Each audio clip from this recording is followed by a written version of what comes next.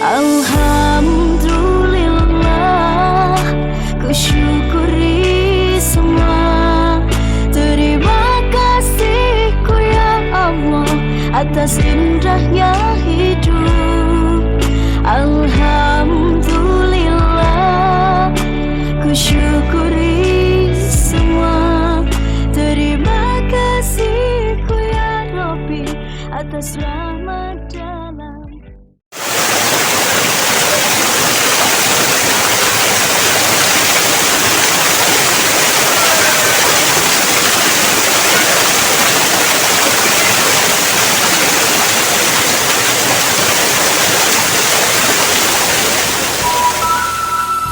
Assalamualaikum warahmatullahi wabarakatuh. Salam jumpa lagi sobat semua di channel Cat Traveler, channel tentang science, adventure, cat tutorial, safari religi, dan sekolahku.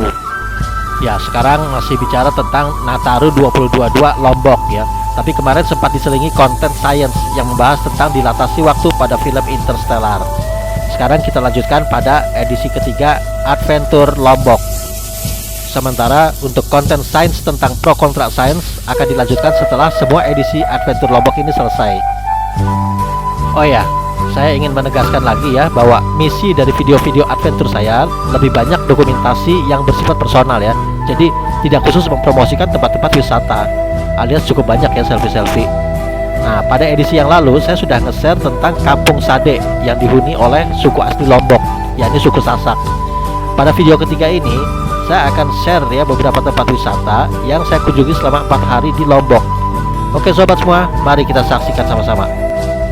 Jadi sehabis dari desa Sade, masih di hari yang sama ya, siangnya atau tepatnya agak sore ya, saya langsung menuju Pantai Kuta Mandalika yang lokasinya tidak berjauhan dari penginapan saya, mengendarai motor butut rentalan.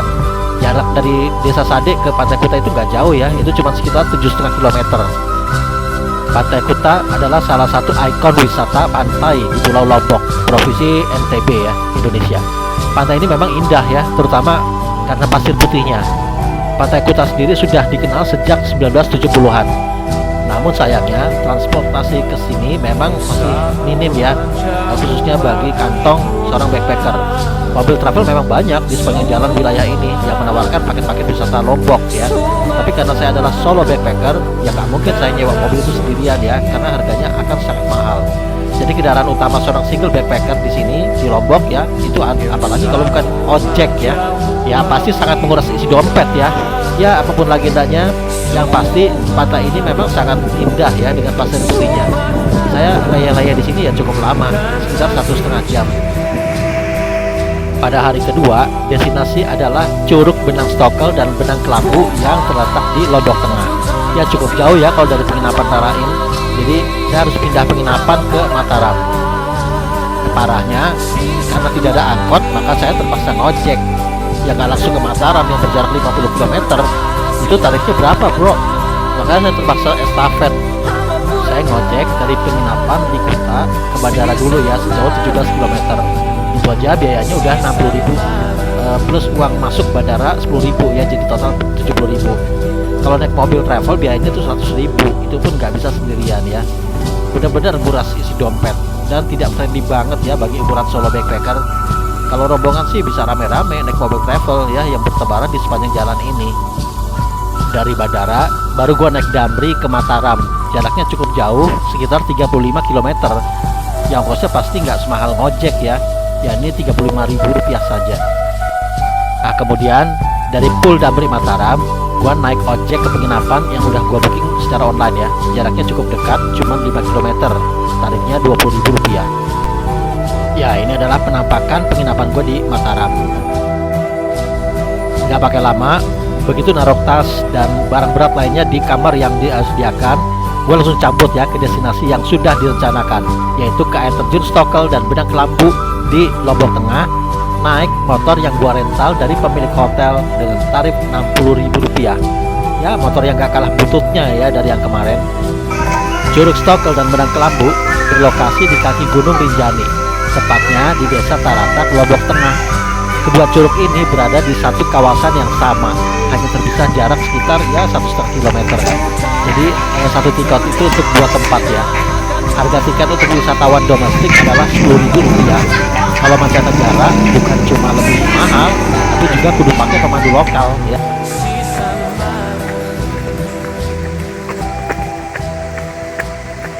Sobat semua, bisa dibayangkan nggak kira-kira naiknya bakal seperti apa ya? Saya terus terang di usia sekarang ini sudah nggak terlalu sigap lagi ya untuk melakukan penanjakan walaupun kecil ya, kalau wanita cantik ya. Masih jauh Pak? Masih. Nah, coba lihat sobat, kita harus turun sini. Setengah jam kemudian setelah berjalan 1 kilometer nyampe dah gua.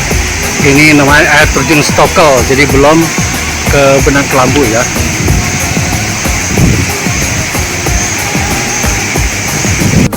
Di sini gua bersama turis lokal dan mancanegara.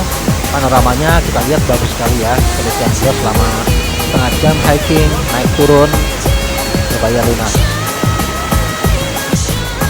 Pukul 13 gua beranjak menuju Curug Benang Kelambu yang berjarak sekitar 1,5 km dari sini.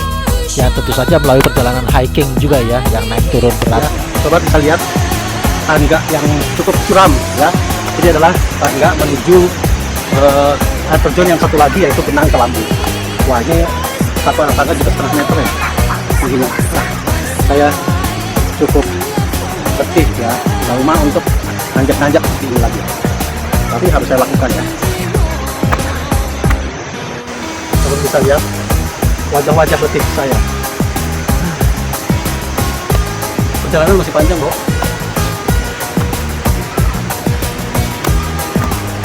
Menuju Benang Kelambu ya. Yang tadi kita lihat itu adalah Stokel. Ada 2 tempat yang berdekatan dari sini. Ini konon merupakan ikon curug, ikon dari wisata di Lombok Tengah. Cukup lama ya, sekitar 15 menit panjang kurang. Dan ini adalah PMKM di sekitar lokasi. Ya sobat, ini saya baru sampai ke tempat parkiran motor ya. Ini perjalanan tapi masih panjang, dan ini adalah parkir motor kalau kita naik ojek akan diantar sampai ke sini. Ya, namanya traveling ya begini ya, kalau traveling hanya lihat suka apa, menikmati keindahan tanpa capek. Ya itu namanya bukan pencinta alam atau bukan adventurer ya, tapi hanya sebagai pencinta kenikmatan. Oke, perjalanan masih jauh, kita lihat ya. Setelah tadi naik turun dengan sangat terjal, udah segitu panjangnya perjalanan, ternyata kita lihat tuh masih turun cukup terjal dan cukup jauh, masih cukup jauh ya. Mungkin kalau di total 2-3 kilo kali ya, dengan perjalanan yang tidak datar ya, naik turun. Cocok untuk para hiker ya. Saya travel itu cari capek, bukan cari nikmat saja. Oke, kita lanjut.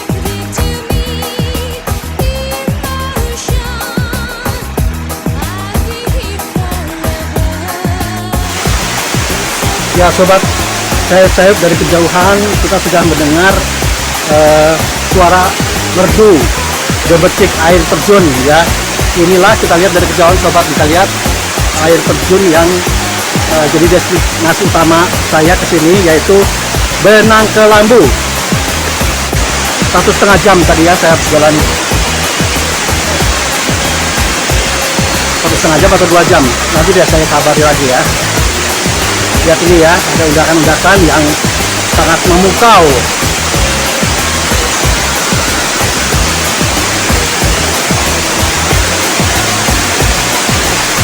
Ini ketinggiannya saya perkirakan 50-60 meter ya, atau mungkin 100 meter. Kita lihat ya. Nah, sekarang saya telah berada di air terjun Curug Kelambu ya, air terjun Benang Kelambu. Nah, saya akan mendekat ke sini ya. Karena tingginya itu sekitar 60 meteran ya. Ini kita lihat sobat ya. Sangat, airnya juga ini saya lihat ya. Sangat segar ya. Konon curug ini merupakan tempat pemandian Dewi Rinjani. Ya, apapun legenda tersebut, air terjun ini terbentuk akibat fenomena geologi dari letusan gunung yang kemudian menyebabkan patahan, sehingga air pun keluar dari patahan tersebut. Asli ya sob, airnya tuh seger banget.